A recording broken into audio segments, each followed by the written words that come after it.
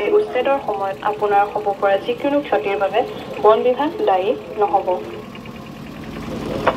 ইয়াৰ দ্বাৰা আপোনাক জনোৱা হৈছে যে আপুনি জামুগুৰি আঞ্চলিক বন কাৰ্যালয়ৰ অন্তৰ্গত দৈয়াং সংৰক্ষিত বনাঞ্চল এলেকাত অবৈধভাৱে প্ৰৱেশ কৰি বনাঞ্চল কাটি গৃহ নিৰ্মাণ কৰি তামোল আদি ব্যৱসায়িক গছপুলি ৰোপণ, পুখুৰী খনন, দোকান আদি নিৰ্মাণ, বনভূমি ক্ষতি কৰি কৃষিভূমিলৈ ৰূপান্তৰ আদি কাৰ্যৰ জৰিয়তে বন সম্পদ ধ্বংস কৰিছে।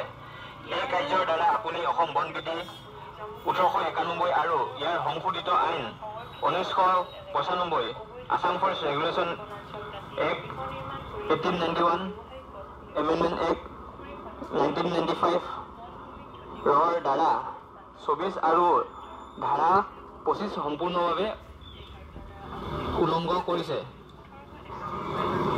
সংৰক্ষিত বনাঞ্চল অনুমতি নোহোৱাকৈ জংঘল মুকলি কৰি আইনগতভাৱে দূষণীয় কাম কৰিছে।